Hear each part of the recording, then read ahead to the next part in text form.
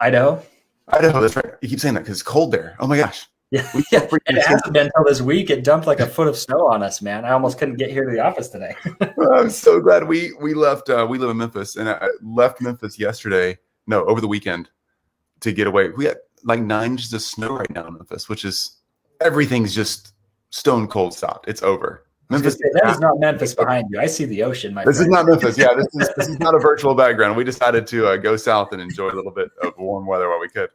I can tell you that's not a virtual background because the waves don't loop. I hate virtual backgrounds, man. I think they're so pointless.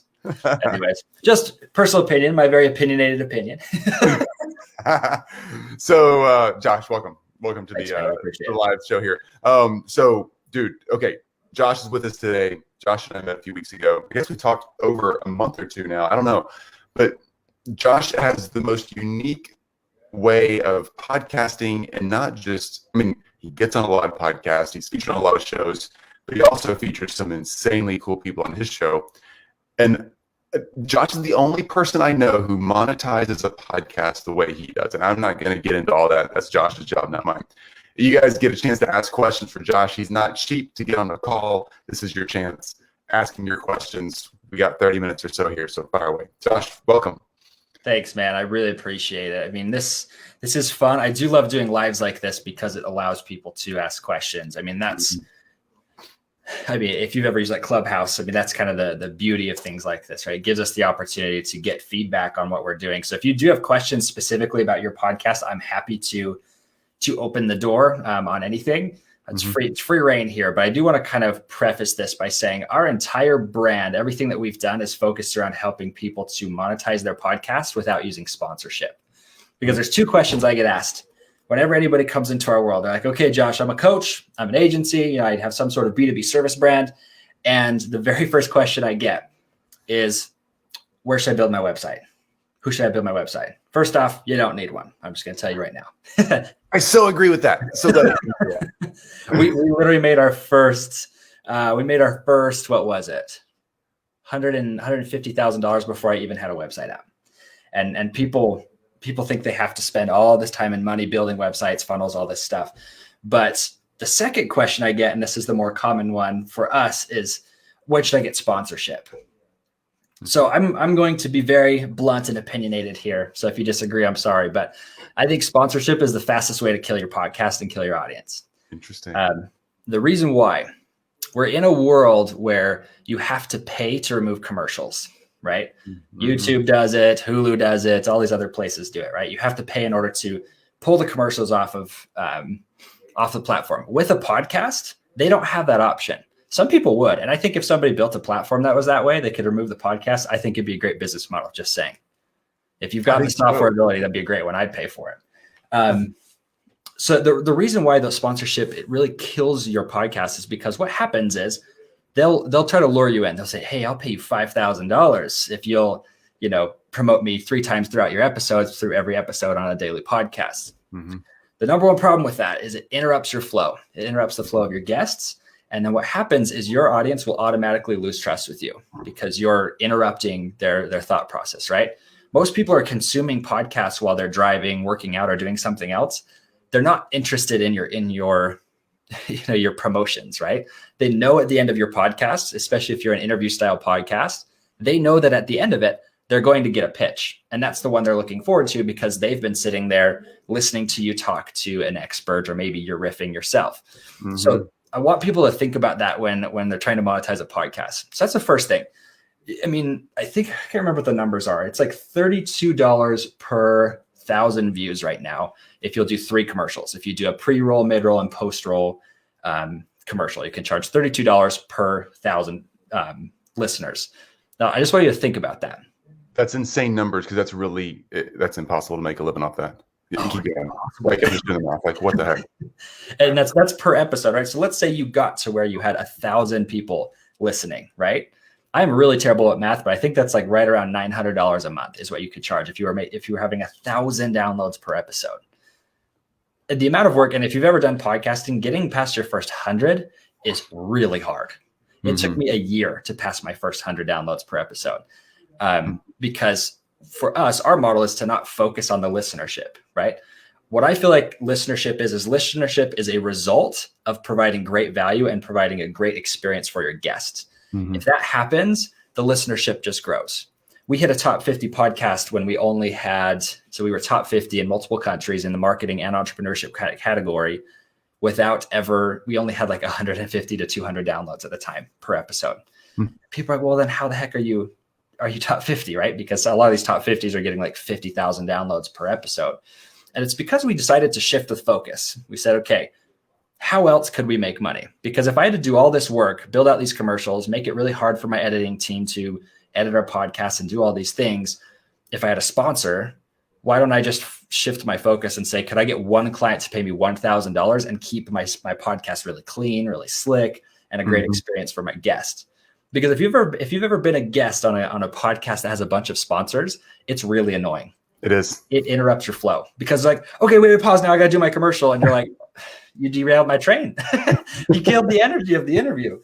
The best people will chop it up afterwards. But even some of these great podcasters are, they're like in the middle of your sentence. They're like, okay, hey, like we have a message from our sponsor, blah, blah, blah. It just kills me. It murders my flow. So, as the guest, right? No, Josh, that brings up a good point. One of our sponsors today is this editing software. Oh gosh. No. That's the way it is. Oh, they're like listening for the segue. Where is he gonna? He's gonna drop it in there. Yeah, is it gonna stop for a second? And it's so cool. Patagonia.com. Patagonia sponsoring today. What are you doing? No joke. Especially in business podcasts, they're like, go check out this random thing. You're like, really? The funny ones to me are like coffee. You're like, let's feed your coffee addiction right in the middle of the podcast episode. Anyways, yeah. So I'm glad you're on the same page, Chris, because the big thing is that most people get into podcasting because they want to build a brand. But what people don't understand is that it is the most highly monetizable asset you'll ever build. And it's because it's a multifaceted content machine. We use the podcast literally, it's the foundation of all of our marketing. And the reason why isn't because we're focusing on listenership. So what we do, number one, we bring on amazing guests. If you can bring in an amazing guest onto your show, which believe it or not is not very hard, and I'll tell a story around this one in a second, but we bring on amazing guests. We typically close anywhere from, if we do 10 podcasts, we'll close anywhere from 2 to 3 of those people on our products and services from the guests. Because they'll always ask you, so what is it you do? Like, how do you monetize? How's your business? And you're like, oh, like this is what we do. I have a coaching. Okay, so you got to repeat what you just said, because I don't think people caught what you just said, because that is the novelty of what you do. I've never heard anybody do that except you, and this is really cool. So, again, you're not closing the listeners, you're closing the guests on your show. The reason why is because it's a one-to-one interaction, right? Brilliant. Let me illustrate this with a story, though. So a few years ago, I was in college and I started a marketing agency doing Facebook ads. I got to where it bought me out of college. I graduated and I was making enough that I'm like, you know what? I'm not going to get a job. I'm just going to run on this income. But then the next year was hell, man. It was awful. It was getting clients, losing clients, getting clients, losing clients. And I remember I got a call from our last big client. And I was just like, you just know the call, right? Like, hey, we need to talk. It's like the girlfriend when she says that, you're like, oh no. Whenever my wife says that, I'm like, oh boy, what'd I do? What'd I do? So it's when they gave me that call. I mean, you already know that they're going to drop us. And it was really interesting because they said, Josh, you've booked us out with leads for the next 2 years. We're good. They were good because your job too good and you're getting fired. Yeah. And that was the moment when I realized I'm like, I am doing something severely wrong. Mm-hmm. Like there's something ridiculous that if I overperform, I'm still losing my clients. It's kind of funny to look back on that because my biggest client was a $3,000 client a month, right? And I remember that was just like life changing. You're about losing, yeah. Yeah, I'm like, oh, there goes like $3,000 a month, right? But it was really interesting because I had actually prepaid for a mastermind that I got to go to months before this, and I was like, you know what? I'm just going to close my doors. I'm so sick of this business. So I went to the mastermind. And I had this guy lean over to me, really successful guy. His name's Michael Maitland, if you want to check him out. He leans over to me and he's like, how's business, man? I'm like, well, I'm pretty much done. I'm like so sick of this. And he goes, like, why? And I'm like, well, I'm just having a hard time keeping clients in the door. And so he asked me, he's like, well, what do you want to do in the online space? Because I had been in the space for 2 or 3 years at this point. And he said, I just told him, I'm like, I love listening to podcasts. And if I could have my own podcast, I'd love it. And he goes, well, then do it. He's like, your number one problem is you don't have an audience. Build an audience. So I said, okay, I'm gonna build a podcast. Previous to this, being a Facebook ads agency, getting in the door with any business was a nightmare, man. Cold calling, 300 emails or whatever to get one appointment. It was somebody really underqualified and had no money. And it was just this constant battle, right?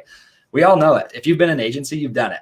Yep. It's a really big slog. But what was crazy, I went to my LinkedIn because that was the one platform I had been kind of building out because I enjoyed LinkedIn.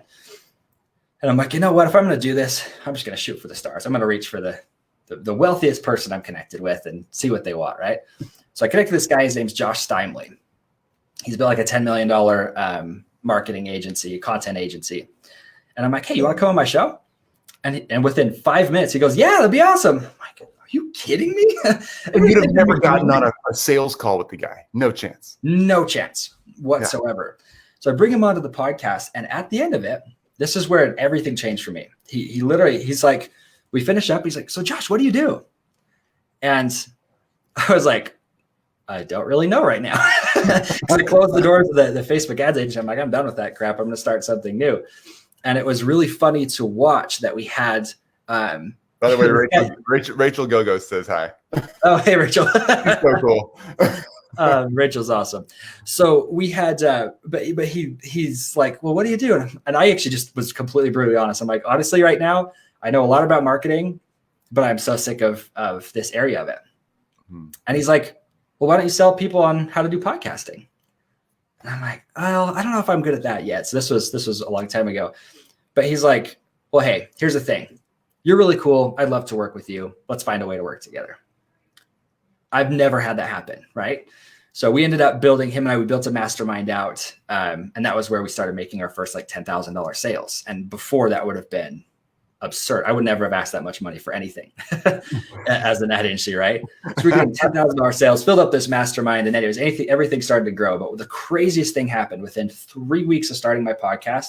I interviewed my first billionaire, and I was like, "What on earth?" I did not realize. I mean, I still was a nobody. Nobody knew who I was. I literally probably had $500 to my name, and a billionaire was sitting down and telling me how cool I was. So I want to tell that story because what's really interesting that people don't realize, and if you're a podcaster, you get it, right? But a lot of podcasters aren't leveraging it right. They look at it and they say, oh, how can I sell to my guest, right? Our goal is to say, how do you collaborate with your guest? You sell through them, not to them, right? Sell to their audience. So what we've seen is the fastest way to monetize is to say, hey, this is what I do. I'd love to come share it with your audience. Literally, I'm not even lying with this. 3 to 4 people will typically say to you, they're like, well, I'd love to share with my audience, but can we talk about you doing that for me? Oh my gosh. It's just absurd. And it goes from you having to beg for sales to people saying, well, hey, I need that, right? Yeah. Because you're providing a good product or service. So the beautiful thing about it is that's just the first layer of monetization. We have like 3 or 4 other things that we do to immediately monetize the podcast. None of them require sponsorship. None of them require being a good salesperson, right? Because I'm not being a good salesperson. It's the person getting on the call saying, Josh, what do you do? And I just give them the answer. Yeah, totally. They're selling themselves. That is so freaking brilliant because it's just brilliant on so many levels. As we all know, prospecting is one of the hardest things as entrepreneurs we do. It's the brain crushing, soul freezing work. I mean, what I feel like you're dropping your heart out in like Frozen 1 movie where it's really cold up in Elsa's castle. Is it Elsa? Which one's the cold one? Yeah. It's like freezing your heart. Oh my gosh. But you're right. Podcasting. I used to have a podcast called I Share Hope. I have done 4 or 5 years where I interviewed a bunch of people on the concept or the conversation on hope. I was in a really dark place, healing from a lot of stuff, and like heads of state, Olympians, best-selling authors, world-class everythings from all over the world said yes to joining Elsa. Yay! It said yes. Thank you, Karina. Somebody's got to know. Karina in Alaska knows who Elsa is because she would. the coolest people ever jumped on that podcast. And I never once thought about the value of those. This is sad. The value of those relationships. Right. I mean, I had the person who headed up the Bill and Melinda Gates Foundation on there. Wow. Yeah. Talk about, I had presidents on there. Talk about like where to go next. Never freaking crossed my mind. I was trying to get people who were listeners to be impressed with who I got on my show. Right. And so, I want to grow my listenership because that will result in people getting on my email list and all this. It doesn't really translate that way. What we found a podcast, your listenership, they aren't new people coming into your world. If you're trying to build an audience, that's the wrong place to look. What we use the podcast for is to cultivate our existing audience, the people who are on your email lists, in your groups, following you on social media. You bring them into your podcast, get them addicted to your podcast as a way to cultivate them, help them, kind of lead them through the buyer journey, or just solve their problems, whether they're going to buy from you or not. Right. And that's, I think, like you're saying, a lot of people, especially in the podcast realm, once you get into it, you're like, oh, I can get in the door with high level people, but they let it just die right there. Or this is the other thing that happens. They spam the crap out of their guests. I cannot tell you how annoying it is for me when I go onto a podcast and they put me onto their marketing list. I'm like, I did not opt in for that. Like, I don't want you to market to me. And it immediately kills my trust with that person. Interesting. That happens to, this is going to sound horrible because a lot of people who are in our Facebook group, I've been on their shows too. When that happens to me, love all of you. When that happens to me, I don't check my email, first of all. But Kimberly on my team, who manages all of our communication, she just unsubscribes or blocks. We never spam anybody because we don't want to hurt anybody's mailing list. Yeah, you don't want to kill their list. But it is shocking to me how many people put me on their mailing list knowing I'm not their market. Right. I'm just their guest. Yeah. And it doesn't make sense. It like makes a disconnect to me and makes me think that person doesn't know what they're doing. Right. And that's the truth of it. And the sad part is you're burning bridges with some of the most influential people when you could have just leveraged the relationship when they've already learned to know, like, and trust you. You've been poking their status button, letting them brag on your podcast for 20 minutes to an hour. And so they feel really cool. Leverage that time, right? They think you're cool. You think they're cool. There's obviously a relationship that can be built there. We boast 100% conversion rate because no matter who comes on our show, we end up either partnering with them, they buy from us, or we sell to their audience. That's what we do. And, so brilliant. But that's the thing, is it's not being that cool of a person, right? It has everything to do with just being a regular human being and taking advantage of the moments that you have, right? You don't have to be a good salesperson, just be a good friend.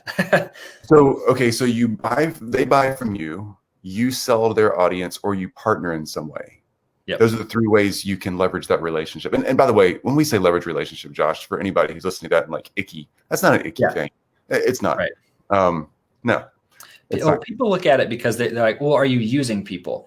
And I always tell people, like, just go listen to one of the conversations. It's the most natural conversation you're ever going to have. And what people don't realize, and this is especially in our space, Chris, right? Like we're in the kind of biz ops space. We're helping people who are businesses helping businesses. And what everybody tries to do is they try to hop to the very bottom of the ladder because they know those people will buy things.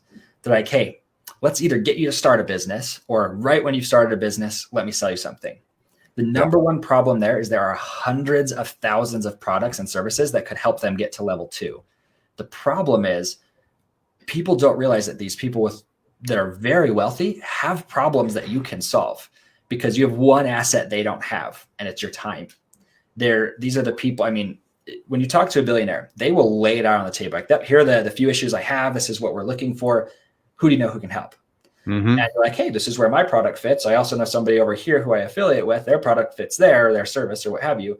They'll pay you to just take it off their plate. And that's how you start charging these much larger prices. I mean, it almost makes me uncomfortable sometimes when we'll pitch a price because I'm like, I just still struggle with that sometimes. You're like, man, our service is actually worth a 6-figure retainer. Yeah. And these people are like, yes, please, take it off my plate. I'd pay you $300,000 retainer. And that's when you're like, freak, I should have charged more. That's so, Josh, first of all, thanks for bringing that concept up, because we talk a lot about high ticket sales in this Facebook group because most people are charging far too little, and they've heard they've been on tons of coaching calls, sales pitch calls, whatever. And somebody always says, oh my gosh, you're charging too little. Let me show you how to charge more. I get that. Yes, you need to charge more. But the mindset behind how to charge more is so important. And people think through, would I, in my infantile marketing agency, coaching agency, whatever structure, would I freak out at 10,000, 100,000, 50,000 for this fee? Yeah, you might, because that might be more than you made last year if you're just starting out. Right. But don't judge someone else's buying habits and desire for what you've got based on your budget. That's not it. It's not it at all. You gotta base it on the pain that they're experiencing, or the transformation you're going to bring them, or if you've solved the little problem they got for the next 12 months, how much difference would it make in their life? And the more someone makes, Josh, you said it a second ago, and you're so right. The more someone makes, the more they're willing to pay for time. It's all about time. And that is what most of us solve, and we don't realize we solve it. We think we're building a great website. No, you're saving someone else from having to build a website. Rachel Gogos is a great example here. She's an amazing brander. She's saving someone else from having to go through the pain of really thinking about their branding and doing the hard crunch work. Rachel's team does it. That's brilliant. Because who's got time for that, right? Right. And that's what people don't think about, right? Is they're saying, okay, let me solve a problem for these people. And I think the big fear is that, well, what if they say that's too much money? If you ever hear that it's too much money, you're marketing to the wrong person, because whatever you're selling is worth an infinite amount of money to the right person. And if that's the case, use Chris's method, use the podcast method, use something to get in the door with much more qualified people, because they're not going to, freak out about the price, right? Chris and I mean, he's done this with us. Even we were in a situation where we're like, I had just made some big investments right before he had us come into the group, but he's like, hey, you know what? Let's work it out, right? Let's just find a way that we can work this out together, get it into where, I can afford it. He can afford to work with me, right? And you can work with people, but you're also creating a lot of trust with these people because they're in the right place. If you meet with the right person, they understand that no matter what they pay you, it's going to pay out. Mm-hmm. I mean, like Chris's program, right? I don't even want to reveal prices. I don't know if everybody knows, right? But when you're buying from Chris, do I owe you anything for this, Josh? Now you're selling my program, dude. I'm going to sell it day in and day out because it was the most simple program I've ever joined. So the craziest thing about it, though, right, is it's like, okay, if Chris, let's just say his program is $25,000, but if I'm selling a program that's 10, I only have to close 3 deals with his system to make it pay for itself. And I got a great education, joined a great group of people. I mean, what more do you need, right? My secondary form of selling for most people, if you want to just know how I actually sell, is every time I have a group coaching program I join, I try to get on every call personally and message every single person in the group. I did it to you. I did it to your group, Chris, because it's like, great point. Whether we can work together or not, I know they've got money, I've got money, and we both solve big problems. So there's either a partnership there, or I'll buy their product, they'll buy my product. I know there's some way that we can connect and see some big magic happen. So it's a brilliant strategy. It's so simple. You're just building relationships, like poof. It's like going, like, people think they have to be so fancy with their marketing. It's like, this is literally just networking on a much faster, higher level scale. It's like, let's get you in the door with the right people. Because my big beef, right? I've always believed in networking. I've loved LinkedIn since I was, whenever it started. I can't remember when I started. I was probably 17 years old when I got on LinkedIn. The problem with traditional marketing is you got on LinkedIn when you were 17? Yep, dead serious. You're such a freaking geek. Oh my gosh. Let me make fun of you forever for that. And I wasn't even doing it for jobs. I'm like, hey, there's cool people on here, right? I'm going to go on LinkedIn. I'm a junior high school. Yeah. I was probably one of their first users, no joke. Hey, Dad, can I borrow your tie? Yeah. For LinkedIn. I don't want to take a selfie. You were saying something important. You're good. But the funny thing, though, is like the traditional form of networking has gotten so icky, right? Because the number one problem is with networking is it's all of people are like, well, you need to provide value, or they're the other way around where they're just like, take. I believe there's like a completely viable middle ground. The problem with networking is you're getting in the rooms with the wrong people.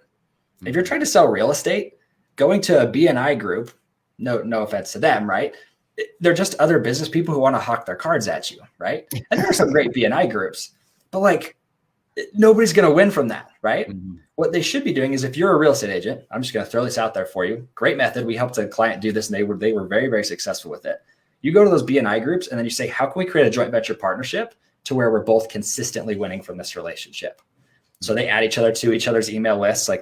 So for example, like the real estate agent emails the financial advisor's list, the financial advisor emails the real estate agent's list, and they just cross promote. One little cross promotion like that, they're going to close 2 or 3 deals. Yeah, instead of, hey, if you ever think of somebody who needs a real estate agent, I'm here, right? Mm-hmm. That's the thing. I think people just overcomplicate it. The reason why, especially in the online space, people are trying to hide behind social media and automation. I'm like, get out there, get in front of people. Even if you're terrified of it, build a podcast. It's the greatest way. If you don't even want to post the video, nobody will ever see your face, because people who are scared to be on camera are not scared to talk one-to-one to somebody. Yeah. I am an introvert. I hate being on camera. This kind of stuff makes me so uncomfortable, but I know if I don't share it with people, they're not going to get it. And the beautiful thing is, Chris, it just feels like you and I are talking, right? I know. We're having a one-to-one conversation. I love that. And folks, you got to be real and just be yourself. I mean, I'm sitting here. We're obviously not at home right now in my normal studio setting, but you don't have to have a fancy setup like Josh is sitting in right now. I mean, my computer is sitting on the master bed in this house we've rented at the beach. How hard is this, right? It's not that big a deal, guys. It's relationships. And there's a lot of, for instance, Josh and I we're swapping interviews. Right. Super easy. In fact, when I let's do this, Josh, when I am on your show, I'll drop the links in here, and I'll drop them in the context of this conversation as well, because swapping interviews, folks, you all have something valuable to add. So find podcasters, interviewers, people at other Facebook groups, whatever, and just swap interviews. It's super great. And just so you know, like there are people with hundreds of thousands of people in their audience who are willing to do that for you, because they need the exposure too. And that's how they've grown their audience. It's just, I think people like we've talked about, they're overcomplicating it. This studio setup is pretty nice, right? But people don't realize, like, I'm using the Blue Yeti right now. I'm not even using like a super nice mic by any means. And a lot of people are spending way too much time like, okay, I've got to have a website. I've got to have amazing gear. I mean, this isn't even a real wood background, guys. Like, this is a freaking curtain nailed to the wall. Like, that's what it is. And everybody like way overcomplicates it. We have people in our group. I've worked with a guy. He sold $150,000 in retainers in 6 weeks with his phone. He was literally recording the episode on his phone, talking to these people. They ended up wanting he used our method, right, to interview them. They asked him what he did. He ended up closing some very high ticket retainers. All he was doing was using his phone and Anchor.fm, which is a free app if you want to start your own podcast. So you can make it a lot better. You can increase the production, everything, but it's not even necessary to close your first $1 million to have these things. Just as business people, I think we're just really geeky and nerdy about the tech. So I think for me, I get really into the studio setup personally. and for me, and you're right, Rachel, we've become BFFs in such a short time. Rachel's the one who made this happen, right? Rachel, thank you so much for watching. Rachel's connected our friendship. Yeah, thanks, Rachel. You are the glue, Rachel. Rachel's another great example of this whole relationship thing. Rachel and I've hung out a few times on Zoom calls, and now Rachel and I send folks back. Like, I talk to someone, like, they need branding, they go to Rachel. Like, it's just relationship, folks. Jump on calls with people. Yep. And I know we've already hard promoted her, but seriously, like, if you want to rock solid your brand, go hire Rachel. I mean, she's so good at it. Just this to give podcast you is sponsored by Rachel. I just want to let you know. Oh man, yeah, straight up. And Rachel, we love you. We really do. I literally handed her my aunt and uncle's company. So as a client, that's how much I trust this lady. So nice. Yeah, she's legit. She's the real thing. So if she messes it up, she's in big trouble. And she's the family. Oh, boy. I was going to say one more thing, Josh. Well, first of all, I'm going to drop your website right down here. Appreciate that, man. And so Josh has this really cool community. In fact, let me just drop it in here before I lose it real quick. Josh, talk us about your tribe, because I think this is the coolest, smartest idea. If you want to learn how to do what we're talking about, Josh has a really simple way to do it. Yeah, the thing is, everybody, it's like what we're teaching. I'm just like Chris. My goal is like, let's just make it simple. We have a community we built to match podcasters with guests. And there's thousands of people in there who either own podcasts or they want to guest on podcasts. If you want to start your own podcast, use this method, get on with a lot of high ticket people, go join that. It's a free community. Our team will actually connect you with 4 or 5 people right off the bat to either get you on podcasts or get people onto your podcast. Let us know, message me personally, and I'll have our team just go through and connect you with people. I mean, that's really cool right there. That really is. Like, that whole concept of just getting in that community and getting that started, that's the way to go, folks.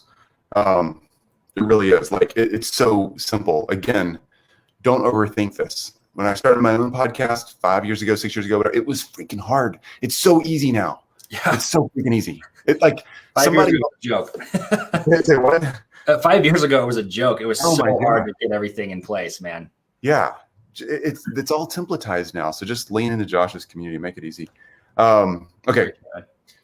Josh, I've got you tagged up there in the top of this interview. Anybody got any last questions for Josh? If you do, fire away. And then hit Josh's website there. His community is super easy and quick to jump into. But here's the bottom line, folks, as you're doing this. Build relationships. Build relationships with people. Karina says she's on it. She's already on your website. Way to go, Karina. That's the way to go. You rock, Karina. I'll see you there. Karina's a dual board certified physician. Wow. She works crazy cool stuff with the kids and parents that she takes care of, but she also has this amazing brand helping women in medicine deal with the stress of not just being in medicine, but having all the responsibilities that women take on in our society that are just kind of over the top. I mean, they do so much more than most of us guys, and they hold a lot of stress, and society's not been fair in every twist and turn in our history. And Karina, like, she is just supporting the most amazing community out there. Anyway. That's so awesome. Yeah. Bottom line, folks, it's relationships. Josh and I met a month ago, 6 weeks ago, I don't know. And here we are sharing podcasts. Here we are doing stuff together. It's so easy to build relationships. Get out there, reach out, whatever platform you're on, invite people to jump on Zoom calls with you. But make sure those Zoom calls, make sure interviews you do, make sure whatever your outreach is isn't just to spend time and, hey, how's the weather in your area? No, like, have an agenda to your calls and say, here's what I do. What do you do? How can we share? Like, let's do this together. Who do you look for? Who's your ideal client? Get out there and look for them for them and do the same. Share back and forth. It works, folks. It works. It really does. And the craziest thing, what people don't realize is that any real business person is willing to kick you back a commission, even if you're not expecting it. Mm-hmm. I'll randomly have $5,000 checks hit my bank account. I'm like, where did that come from? I reach out to the person and they're like, oh yeah, we just closed this like $50,000 retainer. Here's your 10% commission. I'm like, cool. I would kill for that when I was a Facebook agency. You kidding me? That's so awesome. That's the thing, is like, don't go in it with the idea of like, I have to make money from this. But if you come in with an attitude of collaboration, of relationships, I mean, it's gold. You'll see magic happen in your business. Mm-hmm. It really does. Jake, welcome, man. And dude, glad you're checking it out. Yeah, Josh is the real deal. As always, I like to say this, Josh, speaking of commissions, there is no affiliate, no fees, no commissions, no structure between Josh and I.